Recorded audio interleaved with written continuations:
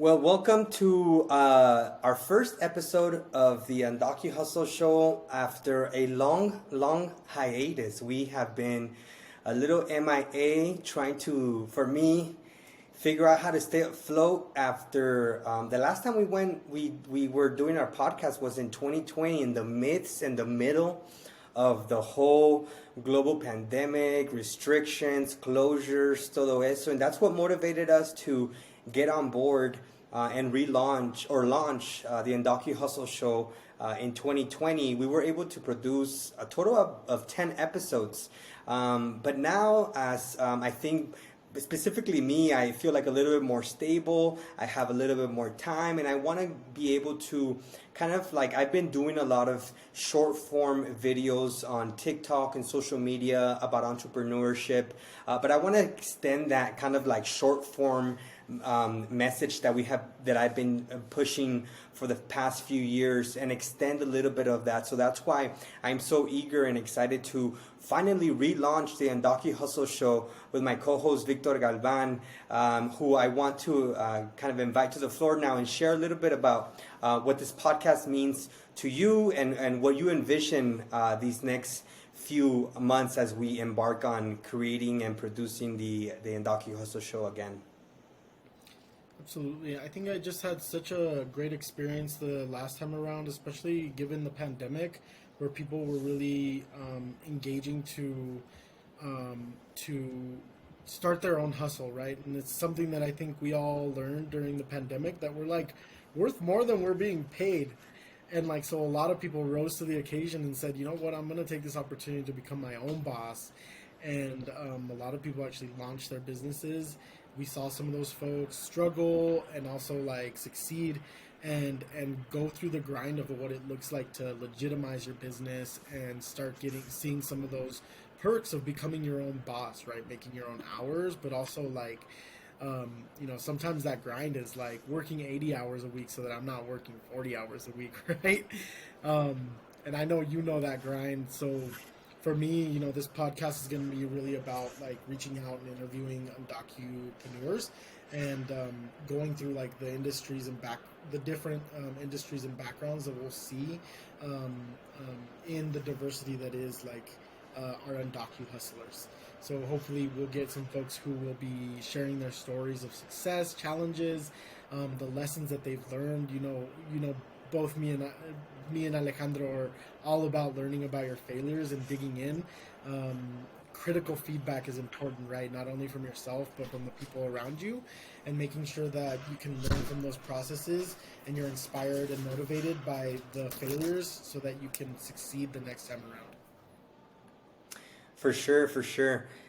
I think for me, the Undocu Hustle Show and just the hustle alone is something that I've been kind of like pushing. One, because I'm going through that journey myself, figuring out different steps on how to either scale my business, how to be able to generate some profits, hire staff, all the little nit and gritty of the hustle. And in my process, I've realized that there are some barriers that exist for folks when it comes to accessing capital, or there are barriers for folks when it comes to understanding the legalities on how to navigate getting licenses and permits, not knowing some of these very sometimes can be basic knowledge that our community sometimes lacks, and I'm a testament to that. I've been able to navigate through these processes, but as I'm going through these processes, I'm like, wait a minute, there's got to be somebody else out there who wants to also launch their own food truck or start their own barber shop or start their own marketing agency that has no kind of like person to look back into and ask them, how did you do this? Or how did you start this process? What was it that you had to go through to be able to open up, right? And so oftentimes in our community, we figure that stuff out because we're navigating through that process. But in my own family story is, and a lot of people who are listening to us, and including you, Victor, we have seen that there have been limitations on how much our hustles can grow if we don't have some of these things. And a lot of times we don't have any of them: capital, resources, the list goes on, right? Absolutely. And I think, you're touching on a really important point that, like, sometimes the challenges aren't even getting the work done, right? It's like the office work is keeping you from doing the real work in your business. And there's also the flip side of that coin where you're so petrified by not getting it right, the legal piece, that you never start doing the work out of fear that Uncle Tom is going to come looking for you, IRS is going to come looking for you if you don't pay every single tax dollar, or don't have every legal line right filled out before you jump into your entrepreneurial venture. And both can be detrimental. One, to growth, right? Like the stuff that you have to do in the back office gets in the way of you scaling and finding the capital that you need, or grant opportunities that you might need to actually scale up your business and make it successful, where you can make a side hustle into your main hustle. And then, of course, the opposite of that, where you never even started because you're so fearful of messing up the paperwork. Dude, the thing about never even getting started is something that is just so real and so true. Just to give you a quick story, just today, Victor, today, I was literally dropping off my catering order. To give you a quick little fun story. I'm dropping off my catering order today. I go to the break room where I'm dropping off the food to set it up y todo. And I walk in, and the first thing I see is my homie's vending machine. Dude, I looked at it, I was like, whoa, I know that vending machine. That's my homie who's my barber, who started a vending machine hustle by watching how I've been doing it. And I'm like so welcomed and so happy to see that when people ask me, how did you go about getting this? Or what were the licenses that you needed? Or what were the steps that you took? So that was like, that happened at 11:30 a.m. I'm leaving the catering order, and I'm right there driving on Federal, and then I run into Mai's food truck, who, by the way, was part of Mi Casa Resource Center. They helped her develop a menu, understand licensing, understand marketing. I came in and gave a class on social media. So I came by and I was like, I le bajé el vidrio and I was like, hey, are you guys open? And she looked at me, she's like, oh my God, Alejandro, how's it going? So me bajé a ayudarle. And I was like, how are things going? The first thing that she said, she goes, well, this is the slow season for food trucks. And I know that because I own a food truck myself. So I know that during the winter months, está cabrón, right? Like, people don't want to stand outside of a food truck to get their food, right? That's one of the things that we have here in Colorado, that we get cold in the winter, and therefore sales reduce. So I was like, girl, how come you haven't done caterings? How come you haven't done that yet? And then she goes, well, you know what? I've been wanting to do it, but I don't want to compromise the quality of my food, because she has some bomb ass gorditas. They're really, really good. And right there, when she says that I don't want to compromise the quality of my food, I was like, girl, I totally get you, and I totally get where you're coming from, and I respect that. And I'm like, then don't create a whole different menu that is specifically geared towards caterings. That your menu won't compromise those things. And so, to the point that I'm trying to get to here is that sometimes we're too, I'm not sure already she's come a long ways to get that food truck, right? And it's una food truck chingona. It's one of those big ones. It's like a $50,000 food truck. It's not a cheap one. I saw that TikTok. So for me, I'm like, right now, and she understands that. I was like, look, this is why caterings are so important, because I just dropped off a catering for 45 people that took me 3 hours to produce, 30 minutes to drop off. She's going to be in that location for 5, 6, 7 hours to get the same amount of clients that I just did in 2.5 hours, right? And so her not like there's people who just because they don't know the next steps or they don't know how to get to the next place where you can scale up, oftentimes te estancas. That's right.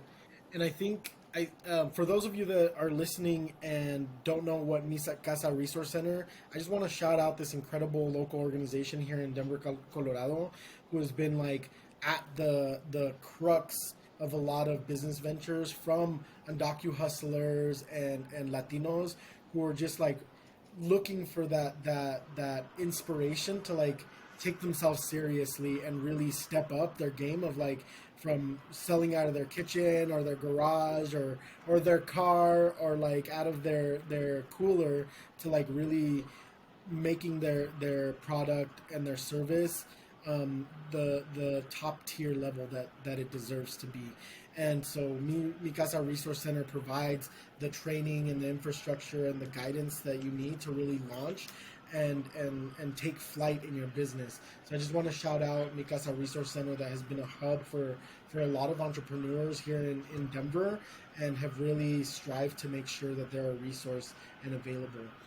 To my point, I think it's so incredibly important to look at those moments where you're asking or you're telling yourself, right, that story and that voice in your head, and just telling you like, well, maybe you shouldn't, or maybe we're not ready, or all those little voices in your head that keep you from taking a step forward.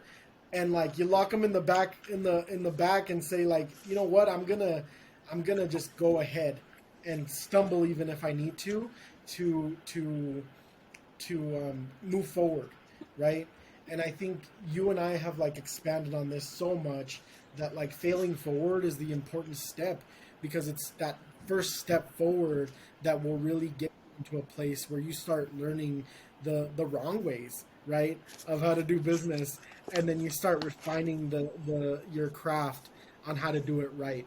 It's like, okay, I tried setting up my business through this application, Spotify or Shopify, and people aren't coming. So it's like, all right, what can I do to get that in? And then you start asking those questions that really start refining your craft, right? It's like, all right, like now I have to learn about SEO and Google advertising, and I need to get professional pictures done and put it up on my website.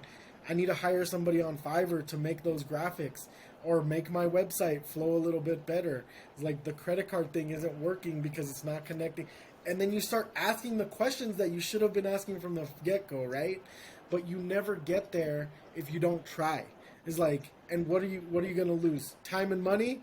It's like not doing it is losing you time and money. Como estás diciendo, it's like this woman could be making money right there catering, pero she never took the step forward to fail at it. And so she's not asking herself the right questions, right? She's stuck on quality when it's like, girl, you're not even making your quota for the day because you're waiting to like do it the right way. 100%. I think we're gonna dedicate this first episode to kind of like getting people off the ground. Like la mera neta. When I tell folks, I get a lot of inquiries and questions of like, Alejandro, I want to launch my blah blah blah. I want to start my restaurant. I want to start my food truck. I want to start my service, right? And my response to everyone is, why haven't you done it yet? Right? That's my first question. And the answers vary, right? Time, money, knowledge, right? The list goes on and on. And so my number one response when they say that, then I say, well, if it's time, then reduce the number, like how you want to launch, how you want to start.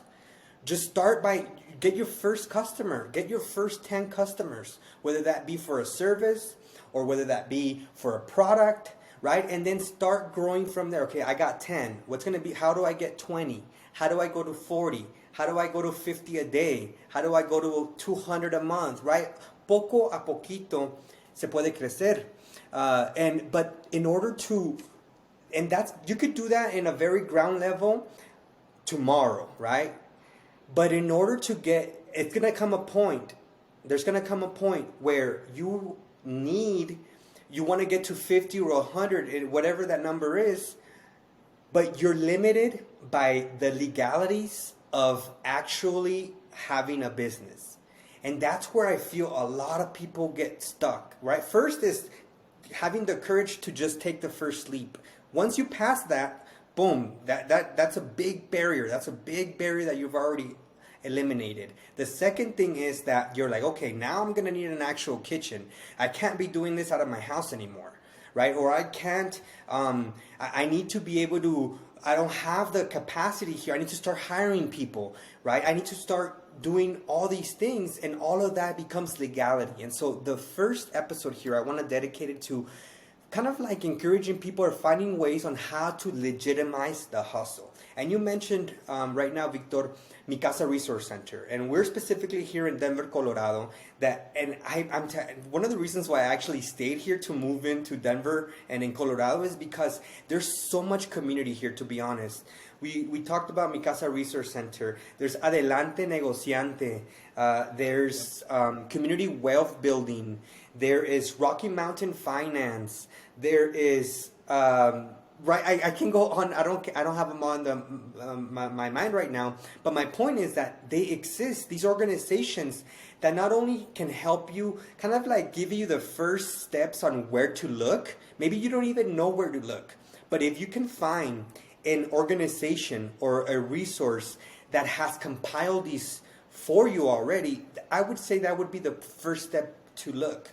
One more that I want to shout out, who's actually sponsoring one of these episodes, is the Undocu Hub. It is a hub, it's a website where you can log in there, and if you have legal questions, or you might not know where to, or you might be having questions about business or government support, if you are undocumented, there is a website called the Undocu Hub website here in Colorado that can kind of guide you through that. But I would highly encourage people, if you are thinking of getting started, to go through some of these programs. These programs exist out there that can help you develop a menu, that can give you kind of like the basic things on like how to get a website, how to book people, how to charge folks, how to take payments. Some of these things that might seem very simple can be scary for some other people who have never gone through that route.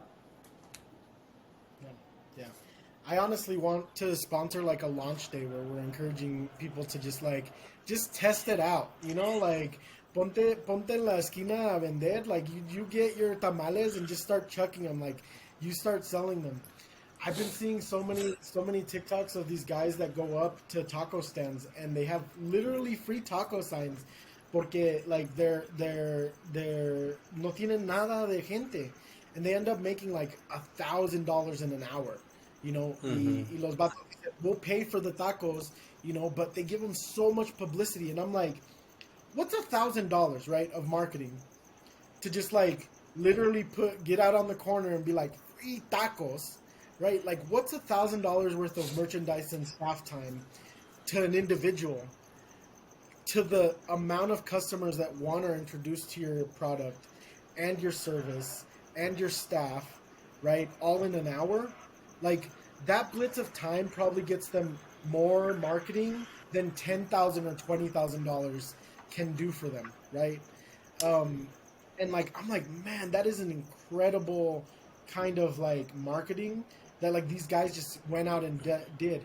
And it's like, out of the blue, they went and offered it to somebody, and it's like now they're getting this huge stream of customers that are new to their business and are now bringing people in because like they're like, hey chava, you got to try these tacos. We got some free tacos on the corner, and but you got to try them. They were so good. It was like they definitely weren't free for no reason, but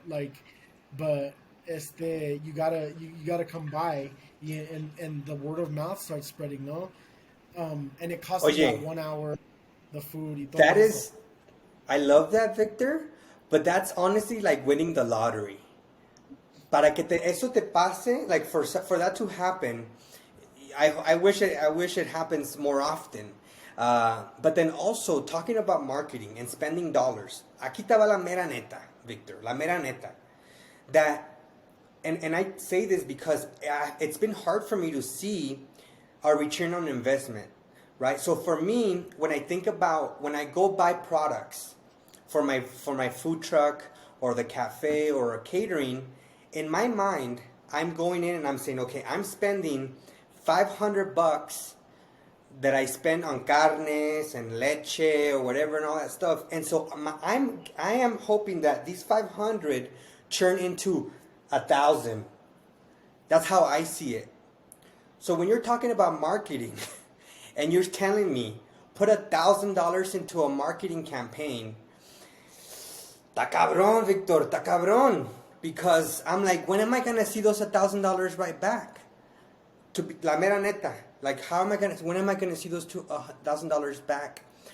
But here's one of the things that I've been able to kind of like change my mindset a little bit.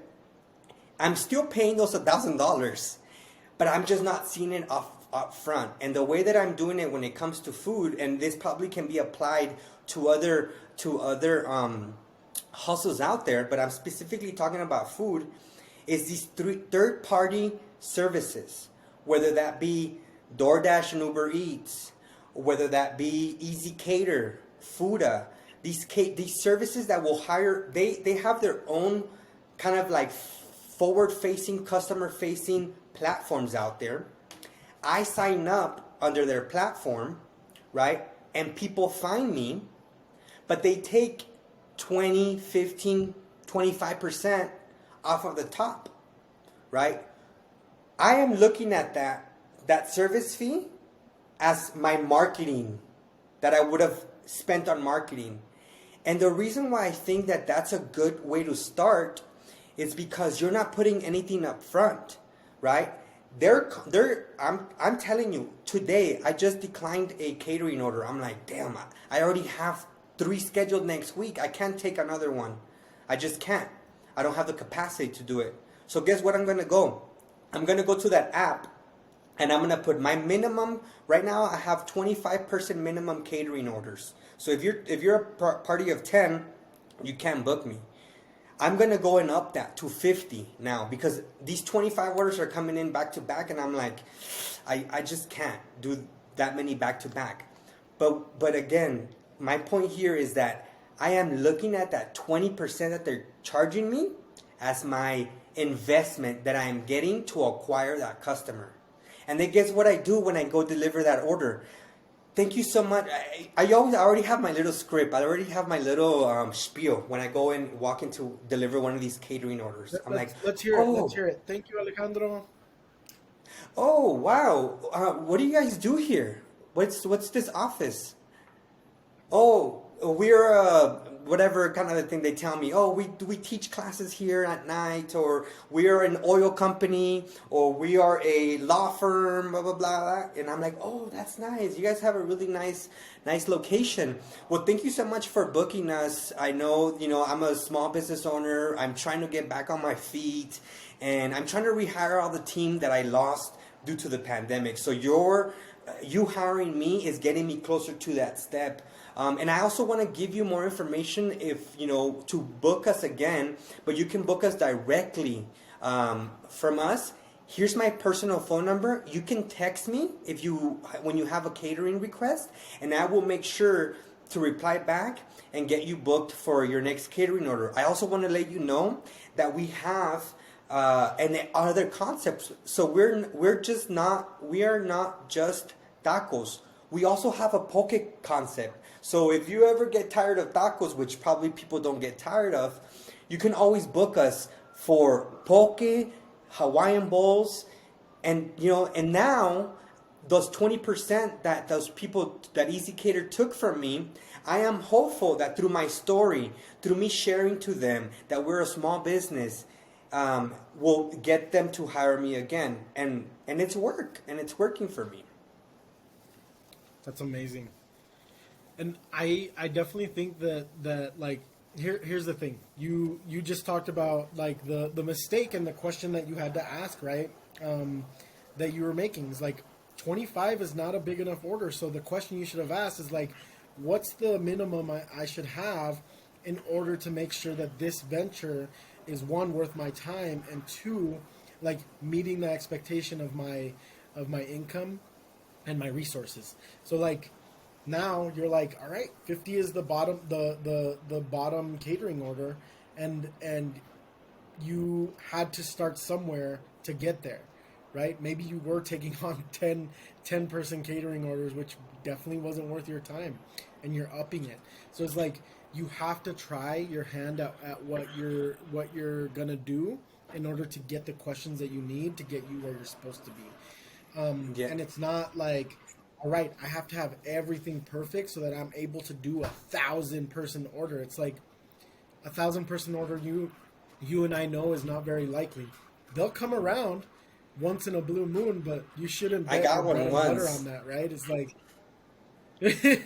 so like pero is like that's once in like a very long time. Like if you're waiting around for 1,000 person order, te vas a morir de hambre antes de que llegue that order, no? So it's like expect to put your product out there and then start getting the conocimiento, that readiness that you need to get to those levels, and also set a baseline so that it's bringing in casual regular business that feeds you in the meantime while you're looking for that big order, or that big like client. And you know what, the I think one of the most important things here when you're mentioning about the you had to start somewhere. Right? You had to start with, five people, your first order, then they went to 10, and then went to 20. Well, I'm gonna tell you, like, to get to like 40, 50, 60 and consistent business, you have to legitimize the hustle, right? I had to be able to, in order to apply and even be in these platforms like Easy Cater and Fuda and Cater to Me, uh, the booking agencies, basically, let's call it a booking agency, to be in there, they have to do their due diligence, and they have to first make sure that you are covered, that you have insurance. So commercial insurance is important, right? That you have a business license, that you have health inspections, that you have all these proper documents to be able to get you in these places and be able to get to the next level. So if you're just starting off right now, right? Let's say you're selling to your tias, your tios, your neighbors, you're making a fiesta, and you're the one who's catering it, and you're just starting. Perfect, right? Do a couple of those, 2, 3, 4, 5, however many you need to be able to get comfortable with the hustle. But one of the first things that you should be doing from day one is looking into where City Hall, what office do I need to go into to get the vendor's license, to be able to get a puesto. Where do I go? How often do I have to submit my payroll or my taxes? What accounting software am I going to utilize? All of these little things that you're going to have to get into to be able to scale. Because look, Victor, I feel like right now I'm so just kind of like going to a nice little different topic.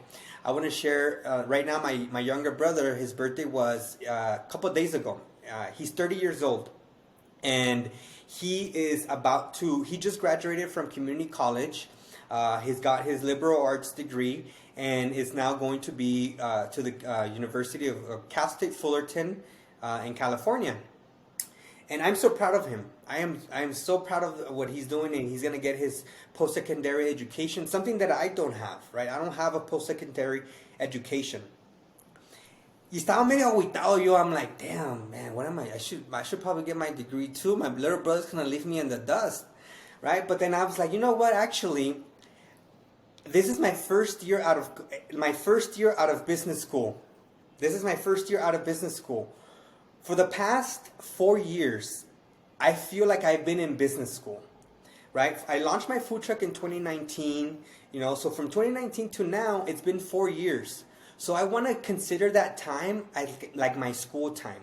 It really took me 4 years to have all of these little things that I have, kind of like building blocks, to be in a position where I am today. And that is to be able to not only have these little hustles that I have, catering, the food truck, the vending machine, that has been my little like kind of conglomerate. But I want to get to a point where I'm not doing that work anymore. I don't want to be the person cooking, shopping, ordering, despachar, washing dishes, todo, like, right? Because that just takes, that's the reason why I feel I haven't been really expanded and grow to the potential that I want to be in. But I needed to, Victor, I needed to go through what I just did these past 4 years to be able to be in a position now where I just submitted a bid to take on a government contract with the city and county of Denver, right? I'm in the final stages. I'm like, I have a feeling right here inside of me, okay, I'm going to get the contract. And if I do get that contract, we're talking about minimum 600 servings a week. Minimum, right? And I signed up for the bare minimum. I'm like, okay, I'm going to go for it. I have everything. I have equipment. I have licenses. I have a proven track record. I feel confident. I have all of these things that I've been able to build up, right? Now, I submitted my bid for the bare minimum. I told them, I can give you guys 600 meals a week, no problem. You got to just spread it out for me by every 4 days. 300 on Tuesdays, 300 on Fridays. I could totally do it like that, and that's how I submitted my bid. Now, if I get this bid, perfect. Good for me. I know I can take it on. However, I am at a point now, Victor, where I need funding. I need to be able to have the cash, not only the cash flow, but the reserves, the money in the bank. Because for the past 4 years, I've been operating on a day-by-day basis, right? Si me salen buenas ventas, pues tengo buena feria, right? Pero ya tengo todo. La food truck ya está pagada. My equipment que tengo ya está pagado, right? Everything is in line. Now, I need to be able to have the funding to be able to hire a team of 4 people. That whenever I have an order, I already have a team that's going to take care of that, right? So now I'm in a stage where I just graduated business school. Now I'm ready to go and seek this funding. I'm ready to go apply. And that's another beautiful thing right now about 2023 and people who often have been marginalized from access to capital, who haven't had the opportunities because you don't have a generational wealth or you don't have credit history, you lack documents. There's various things that have prevented us for many years to be able to access capital. But right now, there are so many lenders out there who, I don't want to say so many, but there are more than there was before who are willing to give funding for businesses who are just starting, who have a short proven track record, who have like a purchase order in hand, who has some sort of equity, or like there's just those opportunities. And I'm in that place where I'm going to start finding and seeking that money. So if you're out there and you have money, let me know. Two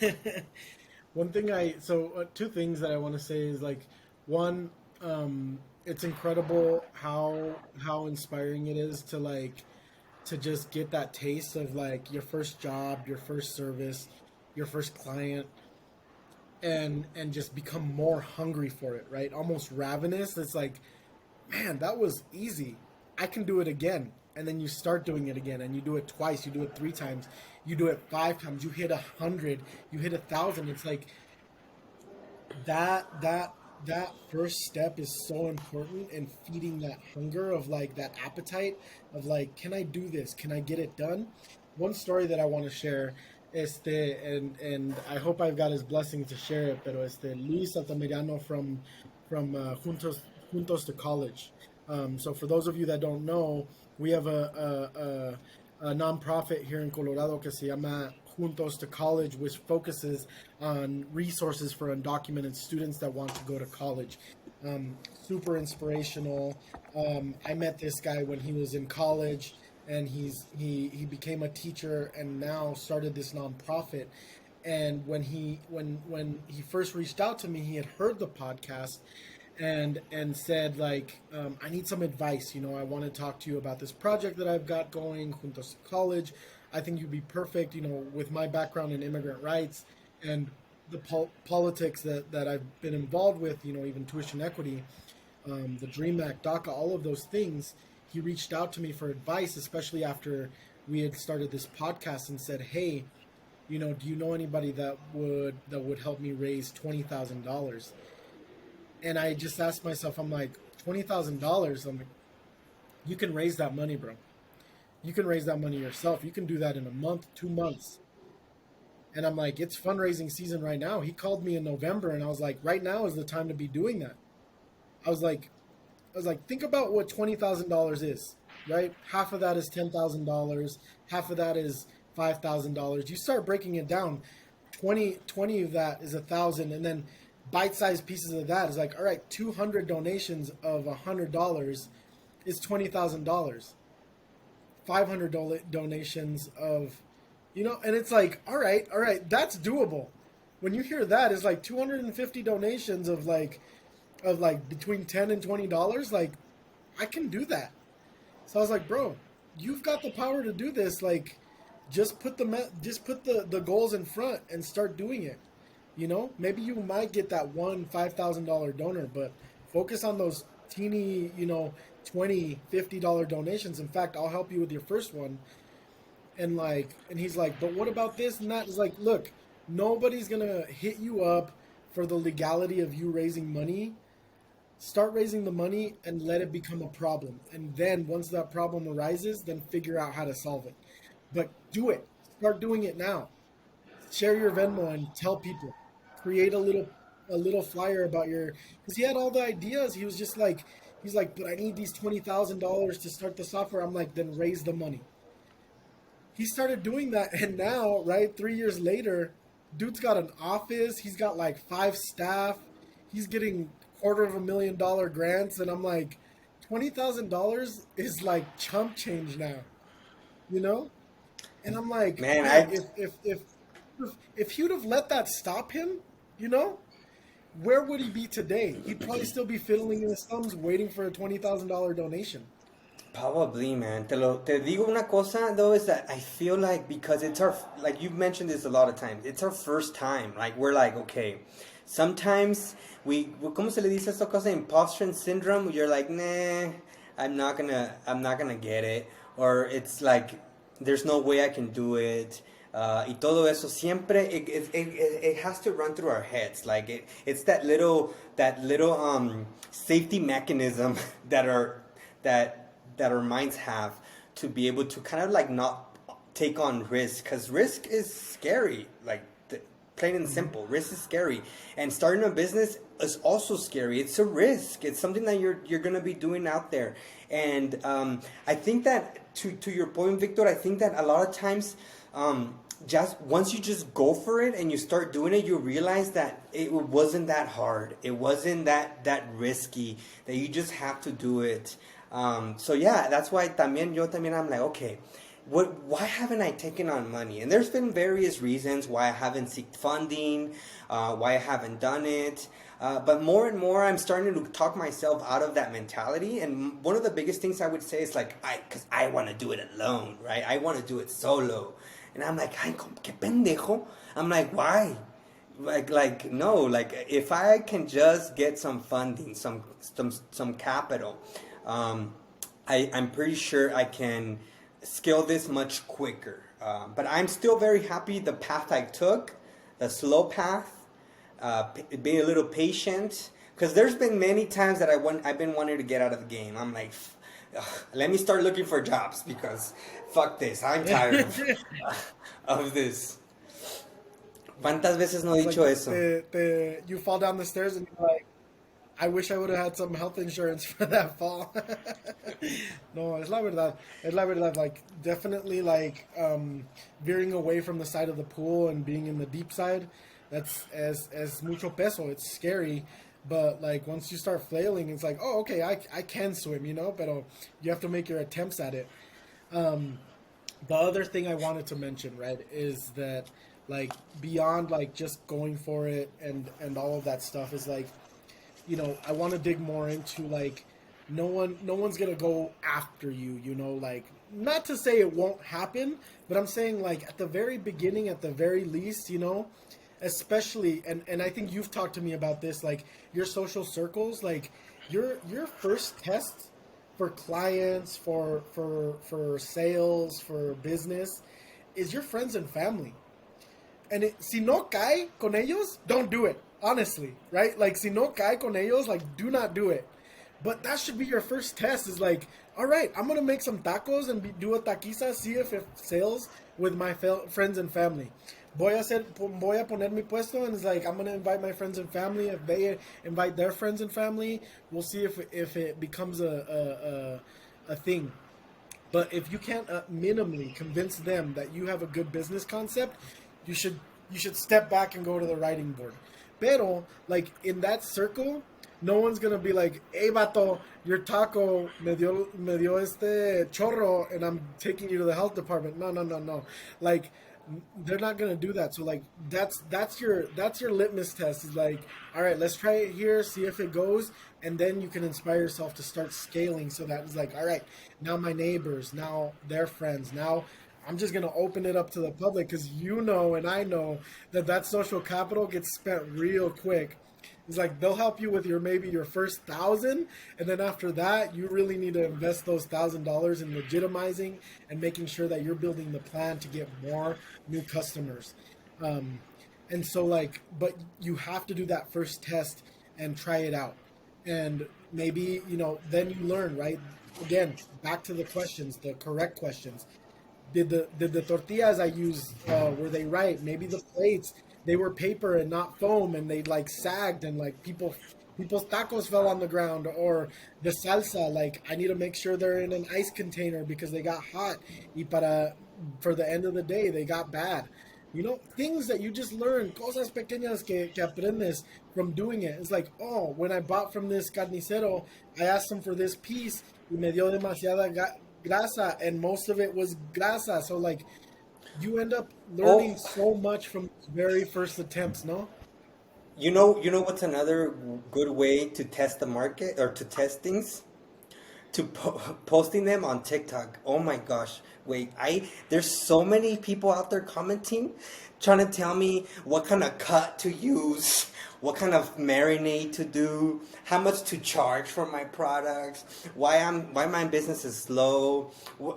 Oh my gosh, te digo que todo hay ahí. And then I go into their page. I'm like, a lo mejor esta persona is giving me good feedback because they must have their own, you know, multi-restaurant hustle, or they must have, a fleet of food trucks. Let me go check out, like, because that feedback would be important to me. And I go into their page, and no, que no, they're not, it's puro plática.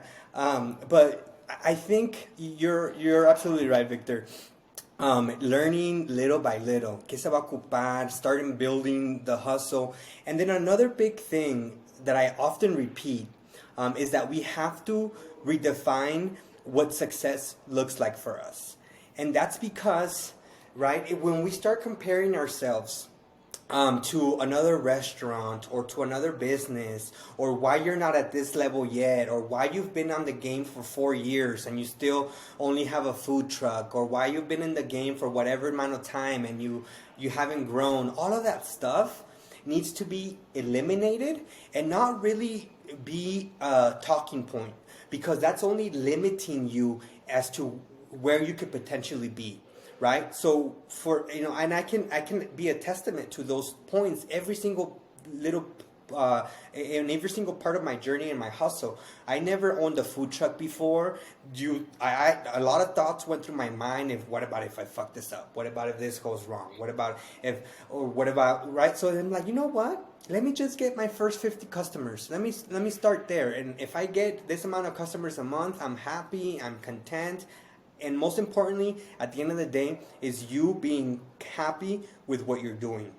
Being able to be happy to go to work, being able to be happy to open up, being happy with life, right? For me, from 2019 to 2021, I worked my ass off. Like Estaba trabajando todos los días, 7 días a la semana.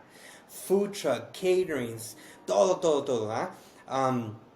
And when I opened up my cafe, I'm like, you know what? I'm gonna pause everything. I'm gonna pause every single thing I'm doing, and I'm just gonna do this one thing.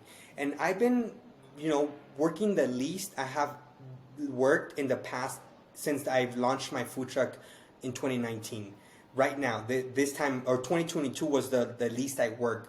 However, though, I was happy because I redefined what success was for me. I'm like, this is success for me. I am happy where I'm at.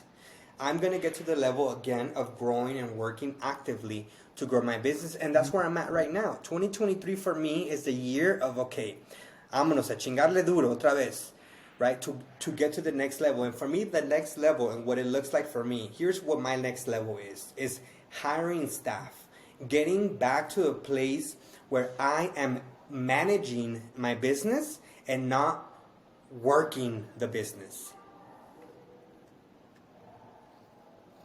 You're mentioning so many things that are like sparking some ideas in me. And like I think one of the big ones is like, I would also say like in defining that success is also like, you cannot compare, like, and you mentioned it already, you cannot compare yourself to other people, because regardless of even how similar your businesses are, you're not the same people, you don't have the same access, you don't have the same infrastructure, you're not located in the same place. So many things can be different that makes you a different type of success than the other person, right?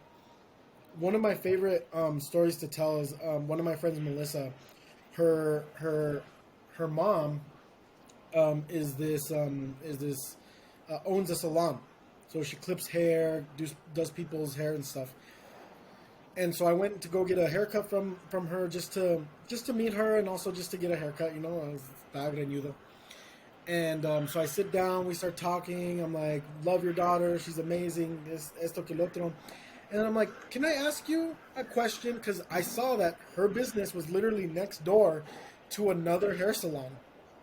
And she says, oh, I don't worry about them. I'm like, but how? Like, isn't it possible that somebody will walk by and see their salon before yours? And they're like, their business has nothing to do with my business. And they said, they told me this, like, think about China, right? You have those food markets where it's like literally noodle shop after noodle shop after noodle shop. And it's like, doesn't matter what, the noodle shop that you go to has its own clientele, because that is the people that have learned that that's the noodles that they want. That's where they want it. Their customer service is very specific. The ambiance is like, so it doesn't matter that there's another noodle shop across the street or next door, because like I have my clients, they have their clients, and our business has nothing to do with each other. Like, there's no competition here, because like I have catered to my own people, and those are the clients that are going to come in. Now, if somebody's passing by and they happen to see that business before mine, maybe that's the choice they make, but it has nothing, like one has nothing to do with the other. And it's like, man, that is an incredibly great way to look at business, because you have to think that way when you're like in competition. Like, you're not in competition with other businesses, you're in competition with yourself. And I think you get at a great point, is like, define success for yourself, because this week it could be like, don't lose money this week. You know what I mean? Like, don't lose money this week, or don't spend over $500 this week, right? It's like, because building up costs money, right? Getting to the black is not easy, right? It's like a lot of businesses go many years without making a profit for a very long time. I know for you, like, there's a lot of years where you were like making minimum, and maybe your employees were actually making more than you, right? Because they weren't taking on the risk, but you're building systems and a business and equity and something of value that's far bigger than a salary. And I think that's so important. It's like, oh, if I'm not taking home $80,000 a year, I'm not successful. It's like, well, that's one version of success. But another version of success is that you've employed 5 people, that you're providing good service, that, you got your taxes paid this month, right? Like, on time. It's like you're getting those very good victories that are like teaching you how to run your business, getting you to that next level of success. And then 4 years in the future, you'll be like Alejandro, where you have a cafe and a catering business and 6 employees, and you're able to hang your Todo hat. endeudado. I'm gonna look at the 100,000 foot level and see how I can puppeteer this instead of being the one making the tacos, pressing the coffee, and delivering the orders. For sure, for sure. And I think this leads to what our next show is going to be, which is, now that you kind of like figured out how to legitimize your hustle, right? How did you now know that you have to get your commercial insurance, that you have to have your business license, that you have to have maybe a professional license, whatever that might be. You're already in that mindset. Your focus, you're looking at to that. Let's say you get that. The next episode, Victor, I think I want to talk about like, how can you create brand? How can you create, because I think that brand is very associated with customers. Like, what is your brand? How are you getting your message to customers, right? So for me, just to give you all a quick little sneak peek of what our next episode is going to be, is to how have I defined my branding, my story, our narrative as a business, our to acquire customers, to find customers, whether that be corporate clients, whether that be catering clients, all of those things. It's going to be important to do. And I would say one of the things that has allowed me to kind of like be ready for the next step is having that branding, people knowing where I'm at, understanding, being able to be on all platforms, in social, be in every single, like have a website, be present digitally. All of these things are important to get customers, and that's what I want to talk about next week when we meet again. But before we wrap up, Victor, I want to make kind of like a wrapping up, tradition, which is going to be to share one resource that you have for folks who are listening to us that they could take advantage of. And I'll go first because we didn't really discuss this before, so I want to give you some time to think about a good resource. Make it a good one, a juicy one.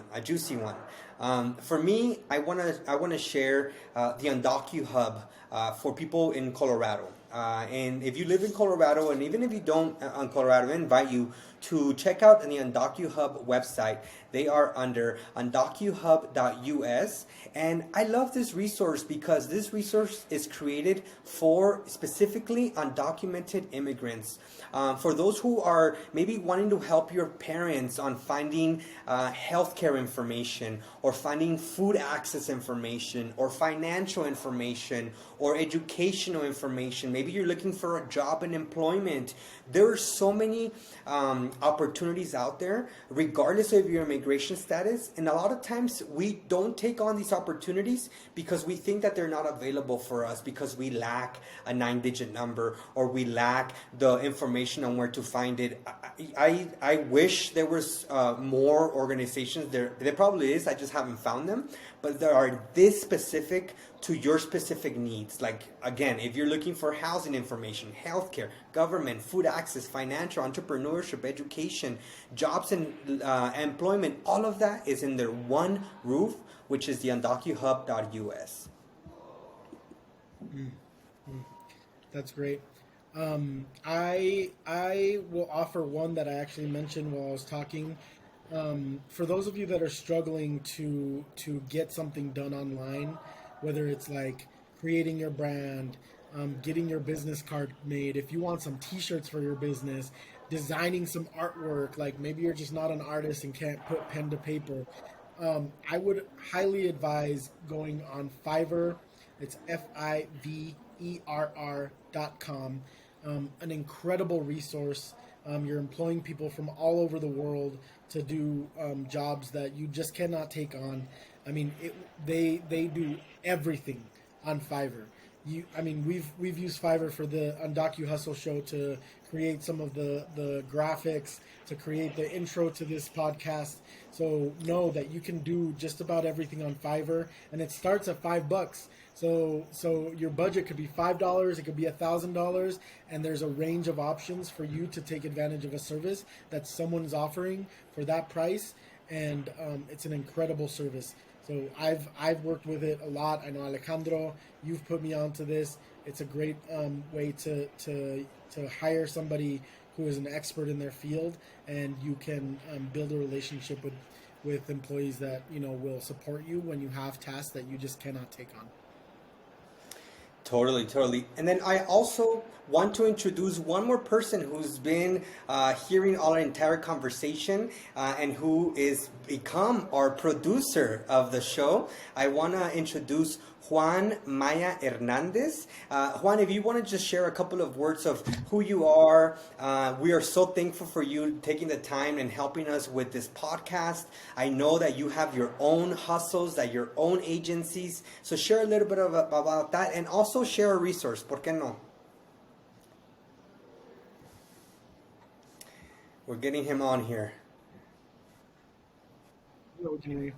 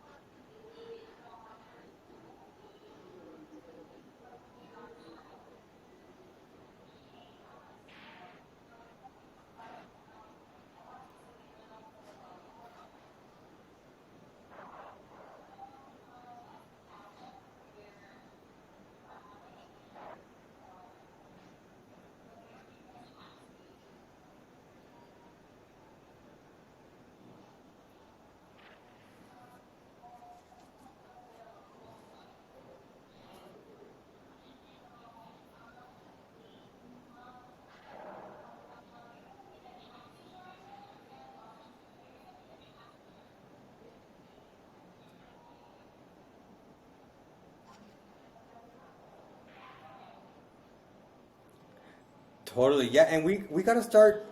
This kind of reminds me, we want to have people on here as well to interview. That's the ultimate thing we want to do as well, because yes, you'll learn a lot from Victor and I, and from our lived experiences. But we want to bring on other hustlers who've done it, like the tamale lady, the burrito lady, or the salsa guy. You know, all of those folks. We want to bring them on. So if you have a hustle out there, and if you whether you're just starting out or you're already in the making it and making it and scaling side of things, let us know. We want to interview you. Tag people who might be interested in participating in this podcast. But I want to thank everyone for tuning in, and we're going to be producing a podcast once a week. And you can find us also live on YouTube under the Undocu Hustle Show. So don't forget to subscribe. We are found on every major podcast platform, and as well as YouTube and TikTok.